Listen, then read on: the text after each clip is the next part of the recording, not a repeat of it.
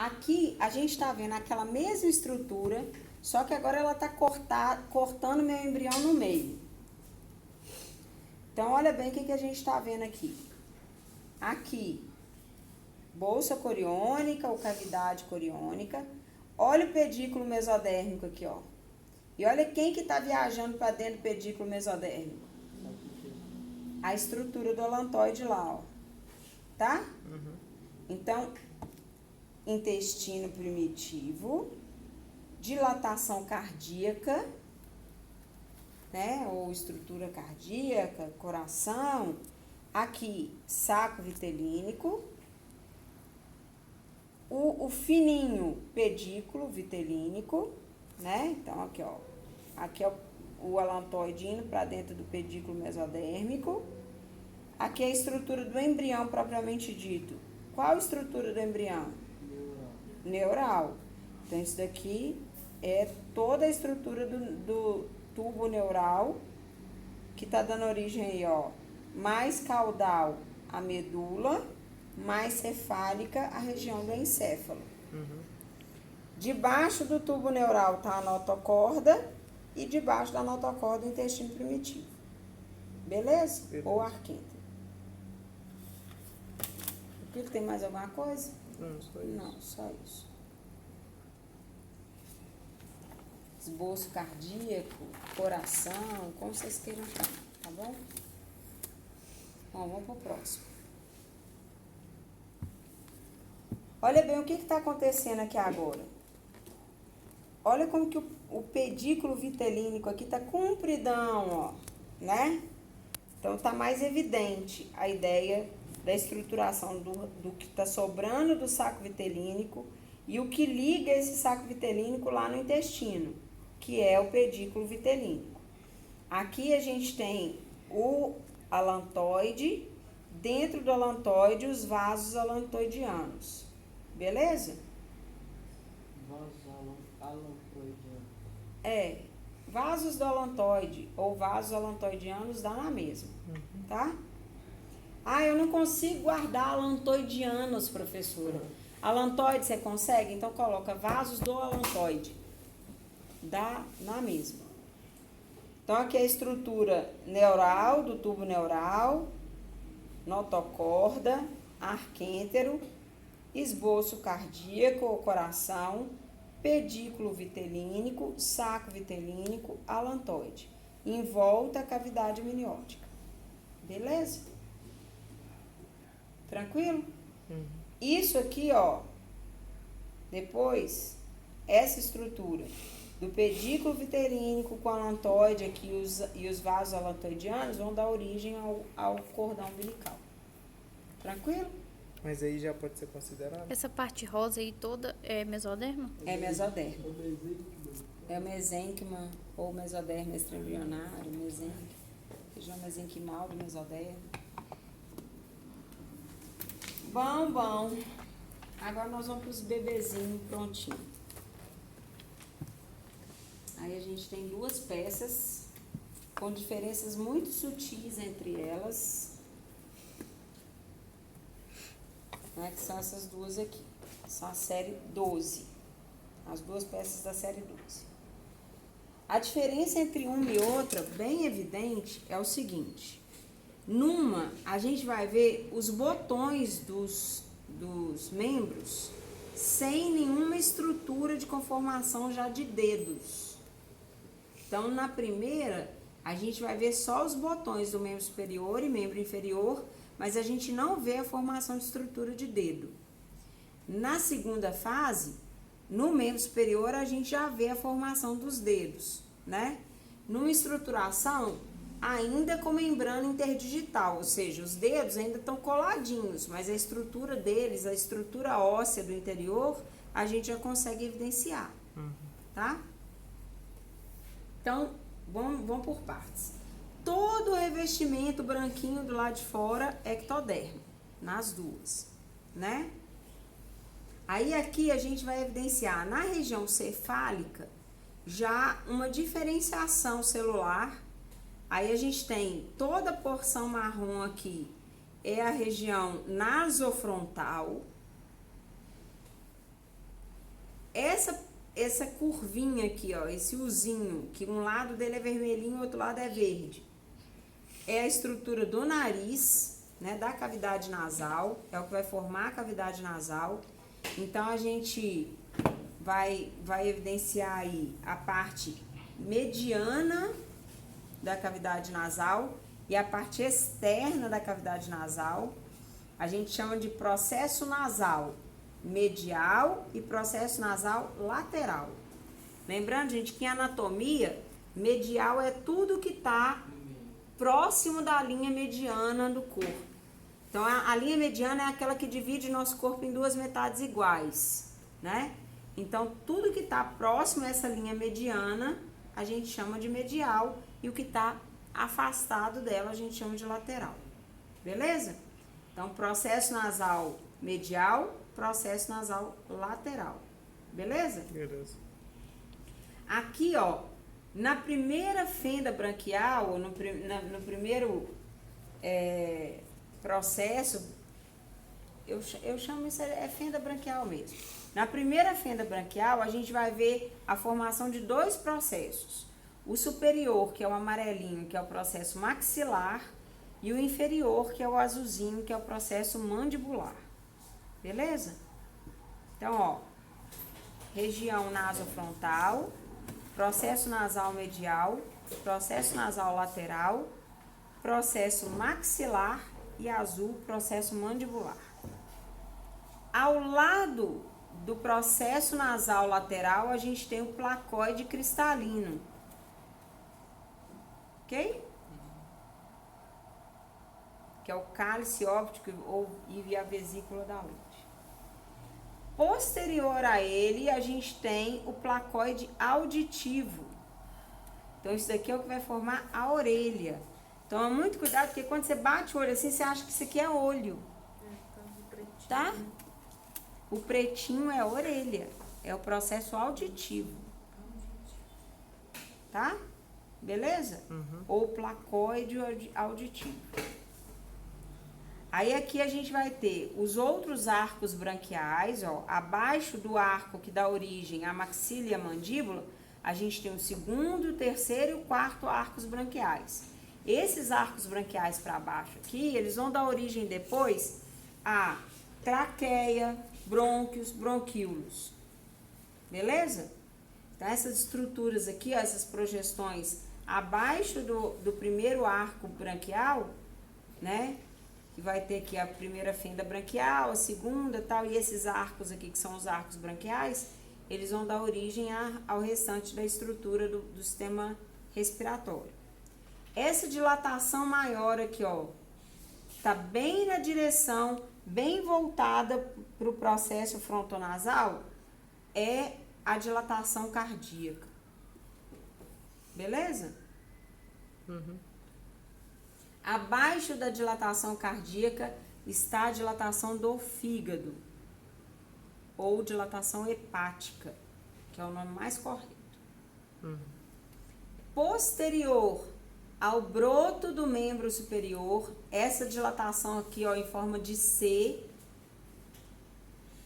é a cicatriz renal ou dilatação renal, é o que vai dar origem ao rim. Atrás, aqui nas costinhas, os somídeos mesodérmicos. Beleza? E esse azulzinho? Azulzinho, cordão umbilical. Cauda, cordão umbilical. É botões aqui? Botões dos membros superior e inferior. Botão do membro superior, botão do membro inferior. Cálice óptico ou vesícula da lente, placoide auditivo. Isso aqui é a fossa auditiva? É, a fossa auditiva, o processo auditivo, dá na mesma. Na realidade, a fossa vai ser isso aqui, ó. Essa linha. Isso foi o que eu falei. Ela vai dar origem ao tubo que liga a orelha média à garganta, que a gente chama de tubo de Eustáquio. Ok? E isso daqui vai ser importante pelo seguinte, é o que vai permitir a compensação de pressão atmosférica dentro da orelha média. Porque senão ela ficaria bloqueada pelo tímpano. E aí a pressão interna seria diferente da externa, você não teria vibração. Ok? Bom, no outro modelo da série, a gente vê basicamente as mesmas coisas, né? Aí a gente tem aqui, ó, o dueto nasolacrimal, que é esse... Presta a caneta, Davi. Ai, será que eu vou conseguir sem riscar? Aqui, ó, esse meio aqui, ó, tá? Isso aqui é o que vai formar a estrutura aqui, ó. Entre o olho... Desculpa, é aqui, ó. Entre o olho e o processo nasolateral, essa linha, ó. Entre o olho e o processo nasolateral é o dueto nasolacrimal. Ok? Aqui, ó. É o que vai formar a articulação da fossa lacrimal, assim, ó. Que ela fica aqui assim. E essa fossa lacrimal, ela se conecta dentro dos seios da face. Por isso que quando você chora, seu nariz entope. É. Entendeu? Toda vez que você... Por que toda vez que você chora, você fica com voz de pato? Porque você tem uma conexão nasolacrimal, ou seja, você tem uma conexão entre a estrutura da bolsa lacrimal, que fica exatamente aqui assim, e eu não sei se vocês sabem, a lágrima, na realidade, a glândula lacrimal, ela fica aqui, ó. Aí ela produz a lágrima, ela banha seu olho todo e ela é drenada pela bolsa lacrimal que fica aqui. Quando você chora, você espreme, você tira a lágrima que está acumulada na bolsa lacrimal. Certo? Beleza? Então, esse que tá aqui, ó, dueto nasolacrimal, é essa linhazinha que tá aqui entre o placoide do cristalino, né, a estrutura da lente do olho, e o processo nasal lateral, tá? Processo nasal lateral, processo nasal medial, processo frontonasal. Aí aqui a gente tem, ó, no primeiro arco branquial, o processo maxilar e o processo mandibular. Tudo bem? Aí a gente vai ter aqui, ó, os sulcos branquiais, né? Que a gente fala de sulco branquial ou fenda branquial. E aí a gente tem o placoide auditivo ligado aqui a essa fenda, que é o que vai dar origem à tuba de Eustáquio lá, ligando a orelha média à garganta. Beleza? Essa dilatação grandona aqui é a dilatação cardíaca, ou saliência cardíaca. Essa saliência de trás aqui é a cicatriz ou saliência renal. Aqui o botão do membro superior já está com traços de dedos, né? Das falanges. E aqui o botão do membro posterior, ou inferior, desculpa, do membro inferior ainda não tem projeções de falanges. Somitos mesodérmicos e cauda. Tranquilo? E essa daqui vai ser ainda do fígado, ou não? Na realidade aqui ela fica encoberta pelo cordão umbilical, não dá pra gente ver o fígado aqui mais não. Não, rim. Rim, não. Hepático só dá pra ver naquele de lá, ó. Aqui, ó, saliência cardíaca, saliência hepática, saliência renal. Cardíaca, hepática, renal. Renal é sempre lá atrás. Você tem que lembrar que o rim fica posterior à cavidade celomática ou à cavidade mesodérmica. Ele fica fora da cavidade mesodérmica ou celomática. O rim é extracelomático, extraceloma, tá? Ele fica formado junto dos somitos lá atrás. Beleza? Como é o nome desse marronzinho? Processo frontonasal.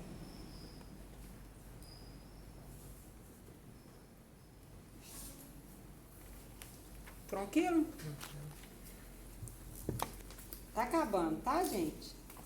Pensa que tá acabando, que vai ficar tudo bem, vocês vão sobreviver. Agora a série 13. A série 13 evidencia a formação da face.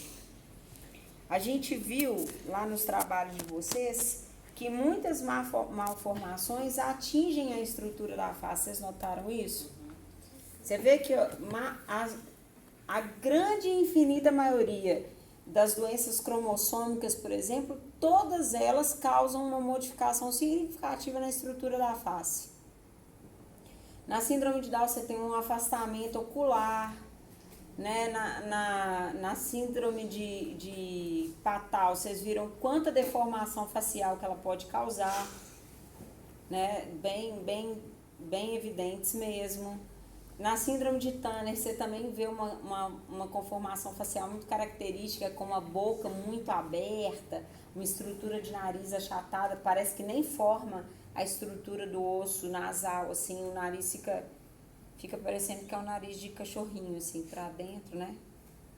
Bem característico de síndromes cromossômicas, você tem uma má formação de face.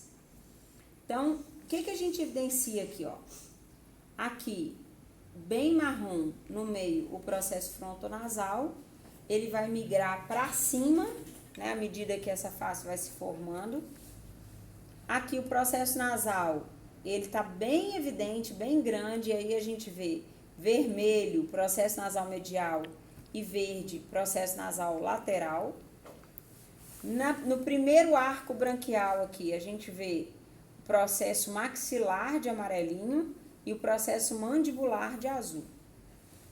O segundo arco branquial aqui, que é o de baixo, ó, é o que vai formar a estrutura da traqueia, laringe e traqueia, tá? Tudo bem? Então, aqui quando você olha assim, isso aqui parece ser a boca, né? E não é. É a porção de cima aqui que vai formar a boca. Isso daqui vai formar a laringe. Vai fechar para formar a laringe. Tá? Aqui, essa estrutura aqui é a estrutura do olho, né? Ou seja, é a estrutura da lente, da vesícula da lente. E passando, ó, entre ela e o processo maxilar, a gente tem o duo, aquele duo nasolacrimal, né? Que vai conduzir lá para a formação da estrutura da vesícula lacrimal ou da bolsa lacrimal. Então, essa peça é um corte. Placoide cristalina é esse aqui? Na realidade não é um corte, né? Como se tivesse tirado essa. O placoide cristalino é esse daqui. Aí vocês vão perguntar assim pra mim, professora, a senhora vai apontar pra gente só na parte colorida? Eu falei, não necessariamente, né? Porque a gente pode ser ruim na vida. Não seja professora, seja boazinha. Não seja boazinha, né? Aqui as mesmas estruturas, só que maiores, mais evidentes e com uma diferenciação. Agora, os processos nasais, eles estão se encontrando no meio da face. Olha pra vocês verem, se vocês compararem uma peça com a outra, aqui o processo nasal está distante um do outro. E aqui ele já vai se encontrando no meio da face. Que é exatamente isso que caracteriza a conformação da face aí ao longo do quinto mês de gestação, né? Do final do quinto mês, do quarto pro quinto mês. Quando a gente chega no final do quinto mês, a gente já tem o rostinho completamente formado, estabelecido. Então, são aí 4 semanas de desenvolvimento que vão ser, como que eu vou dizer, determinantes para a formação da estrutura facial. Então, aqui de novo a gente tem a estrutura da lente ou cristalino, né, a estrutura ocular, processo maxilar, que é a parte de cima, azul, processo mandibular, que é a parte de baixo da mandíbula, processo nasal, vermelho medial, verde lateral, processo nasal medial, processo nasal lateral, e aqui o processo nasofrontal. Beleza? Tranquilo? Isso eu tô traqueia, não dá pra ver. Aqui, ó, são os arcos, né? Os arcos branquiais, o segundo e o terceiro arco branquial vão dar origem à traqueia e à estrutura de laringe, traqueia e brônquios. Aí aqui a gente já tem a estrutura da face totalmente estabelecida e para onde que foi cada um dos processos. Olha lá. Processo nasofrontal vai formar toda a estrutura do osso frontal, que é o ossinho da testa, e vai formar parte do osso nasal, né? Aqui, o processo nasal lateral vai formar toda a parte lateral externa do nariz e o processo nasal medial vai formar o osso do vômer, que é aquele osso que forma lá dentro do nariz, né? E o septo nasal. Então, olha bem, por isso que fica tão evidente que na hora que forma o lábio leporino aberto aqui e aqui, o que está acontecendo? Essas duas estruturas vieram navegando lá de fora, lá de fora, lá de fora, até que juntaram as duas aqui no meio. Se elas não juntam, elas ficam abertas aqui do lado, né? E formam as estruturas fendidas. E o processo nasofrontal, ele continua no meio, de fora a fora. Então, por isso que você não forma, geralmente as estruturas de fenda são sempre laterais, né? Você pode formar um palato inteiro aberto, igual tem em casos de síndrome de Patau, que você não tem palato nenhum. Aqui, o processo maxilar, ele dá origem a toda essa estrutura, né, da maxila e dos ossos que vão compor essa maxila aqui junto, que é o etimoide e o esfenoide, que vão formar a base do crânio e a parte aqui lateral do nariz, e o processo mandibular, que é o que vai dar origem à mandíbula, né? E aí a gente tem uma cicatriz aqui, que é a cicatriz mentoniana, né? Que é o que vai emendar aqui uma mandíbula na outra, que algumas pessoas deixam um furinho, e aí o epitélio entra dentro desse furinho e forma aquele charmezinho do furinho no queixo. Aquilo ali é uma má formação genética, uma má formação. Mas é lindo, é igual covinha. Covinha também é má formação, né? Covinha, furinho no queixo, a gente fala que são as malformações mais simpáticas que existem. Professora, o que é o pavilhão articular? Pavilhão auricular. É por causa que do óculos. Pavilhão, é o pavilhão da orelha aqui, ó. Porque você, olha bem o que está acontecendo aqui. Aqui você tem o placóide auditivo, certo? Você ainda não tem a orelha externa formada aqui. Depois que a face vai se fechando aqui, aí o pavilhão auditivo vai se formando também. Entendi. Tá? Pelo lado de fora. E aí lá dentro do buraco é que vai ficar o placóide Quando fica auditivo. com a orelha assim, é alguma malformação também? É. Como? De abano. Tanto a orelha de abano quanto a ausência Colada, dela, né, colada. também. Tem gente que não abre. Eu conheci um moço que ele não formou o pavilhão auditivo de um lado só, do outro lado formou. E aí não formou o pavilhão auditivo e nem abriu o placóide. Então a orelha dele é toda fechada. De um lado só. E aí tem que fazer cirurgia. Nesse caso, no caso dele, eu não sei. Pode fazer uma cirurgia estética. Na realidade, eles colocam uma prótese, que fica muito parecida com a orelha mesmo. Mas é ele mais escuta. comum colocar prótese em mulher, que aí ela deixa o cabelo grande e disfarça melhor Mas ele o escuta? encaixe da dessa orelha, não. É fechado, Toda tampada. Né? toda tampada. E esse segundo arco braquial? O segundo arco braquial não aparece nessa peça, ele só aparece nessa, que é esse aqui, ó. Tá? Bom, agora a gente vai para a última, que é a placenta.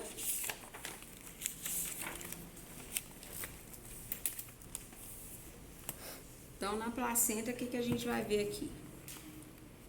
Aqui em azul, tecido alantoidiano, certo? O tecido do alantoide. Não. O que é alantoidiano, gente? Amniótico. Tecido amniótico, desculpa. Não, minha cabeça tá ruim, não. Oh, não. Pera, vai, devagar. Não tá ruim, não. Para o vídeo aí, tá? Tecido amniótico.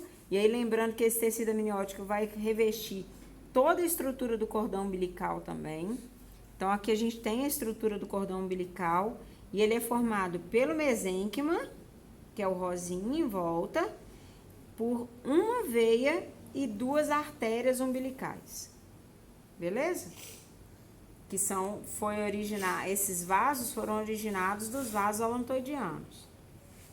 Esses vasos vão revestir toda a porção embrionária da placenta. Então, gente, ó, dessa parte amarela para baixo, tudo é porção embrionária da placenta, tá? Só da parte rosinha aqui para cima é que é parte materna da placenta. Então, aqui, isso daqui são os espaços coriônicos, né? Então, essa estrutura aqui toda é a estrutura coriônica. Então, só pra gente seguir a listinha aqui, não esquecer de nada, né, ó. Então, ó, essa parte aqui, porção materna da placenta. Daqui pra baixo, porção fetal da placenta. Epitélio amniótico, que é o azul escuro, cordão umbilical, que tá bem evidente aqui, né? E os vasos do alantoide, que são a veia grandona e as 2 artérias pequenininhas em azul, né? O córeo viloso é essa estruturazinha aqui dentro, ó, onde vai estar protegendo os capilares do bebê, os capilares que vão vir lá da estrutura da vascularização alantoidiana, né? Essas vilosidades aqui, ó, essa entradinha aqui, essa entradinha aqui, essa entradinha aqui, tá vendo, ó? Aqui, ó, onde a porção materna da placenta entra na porção embrionária. Isso a gente chama de vilosidade de fixação. Beleza? Vilosidade de fixação. Aqui, aqui, aqui, ó. Tá? As artérias e veias maternas é o que está na porção materna da placenta. Lembrando que, no caso da mãe, artéria é o que está de vermelhinho e veia é o que está de azulzinho. Tá? Na porção do neném é o contrário. Artéria é o que está de azulzinho e veia é o que está de vermelhinho. Tá bom? Porque no caso da porção do bebê, a porção fetal, o vermelho, que é a veia, é o que está carregando sangue rico em oxigênio. E a artéria, que é o azulzinho, é o que está carregando sangue pobre em oxigênio. Beleza?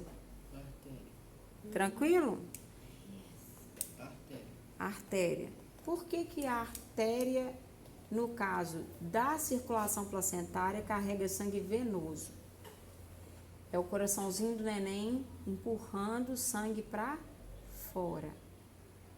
Então, toda vez que o coração empurra sangue para fora, o vaso que está recebendo esse sangue é uma artéria.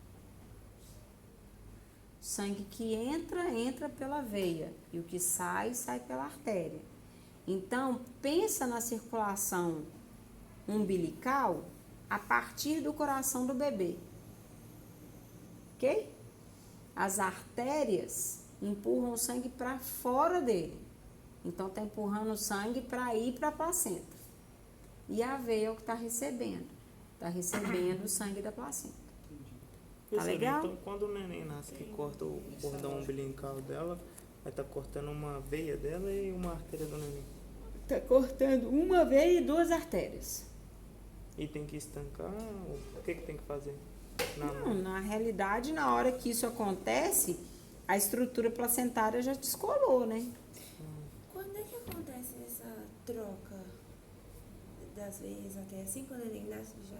Não, você tem que pensar o seguinte. O que sai do coração, no caso aí, tá saindo do ventrículo do neném. Certo? O neném ainda não tem pulmão aberto. Então, ele não tem nem separação ventricular. Ele tem uma comunicação entre um ventrículo e outro. O ventrículo do bebê só serve para empurrar sangue para fora do corpinho dele. Entendeu? Quando ele está para nascer, que você tem um estímulo do surfactante pulmonar e que está na hora do nascimento, essa comunicação interventricular se fecha e você continua saindo do ventrículo artérias. Só que você não tem duas artérias aqui? Lá também tem duas, não tem? Só que agora uma vai empurrar sangue para o pulmão e a outra para o corpo todo. Fantástico. Uma vai continuar carregando sangue venoso e a outra vai passar a carregar sangue arterial. Tudo bem? Tranquilo? Belezinha? A ideia é... O cordão umbilical para costurar, então teria uma porção de artéria gris aqui. Não, na realidade, assim que você nasce, essa circulação do cordão umbilical, ela vai formar uma cicatriz. Ela está ligada diretamente no seu intestino. Ele está ligado diretamente nos vasos que revestem o intestino.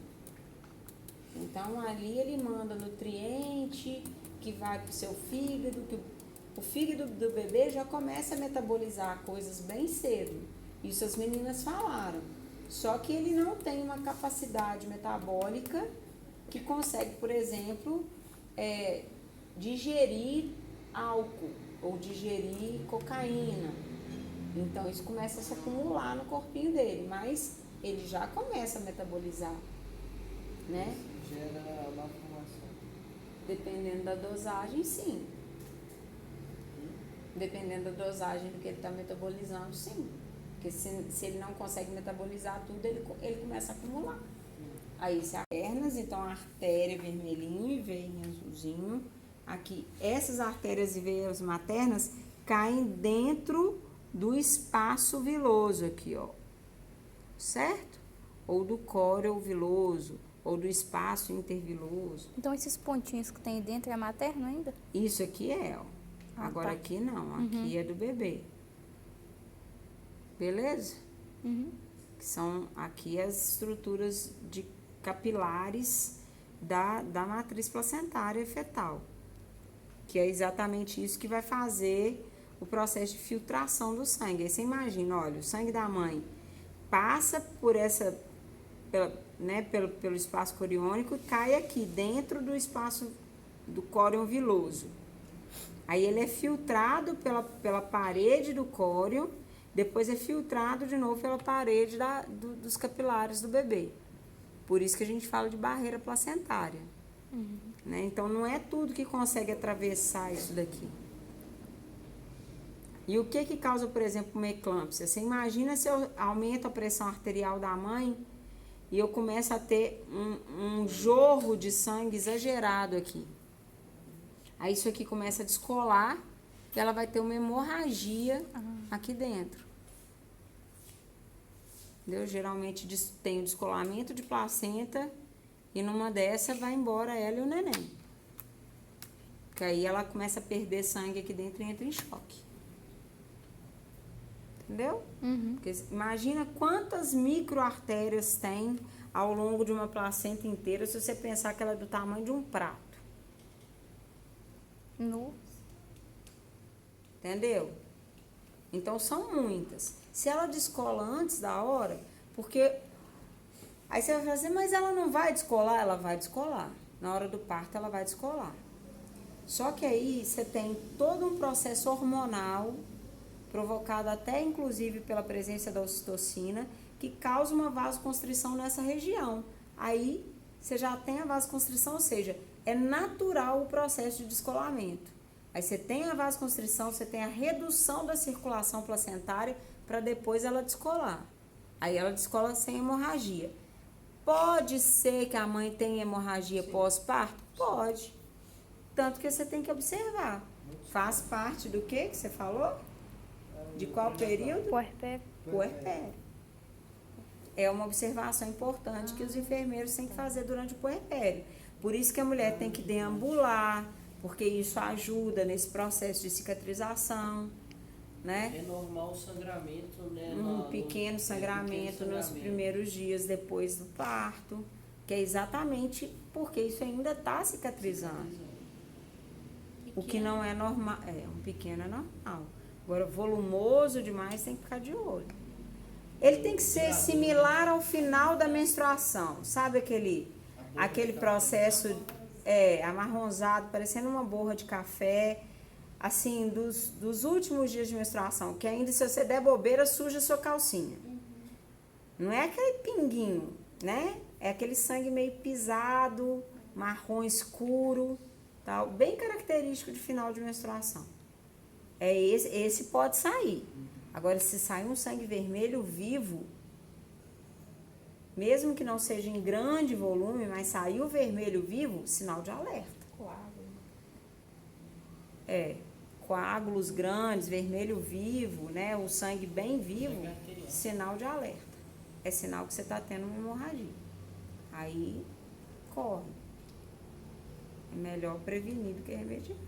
Dependendo do que for, o médico pode até indicar uma curetagem para poder tentar estancar esse sangramento. Entendeu? Ou medicação mesmo. E aí, galera, dúvida? E esse sangramento tem tanto na cesárea quanto no parto normal? Tem.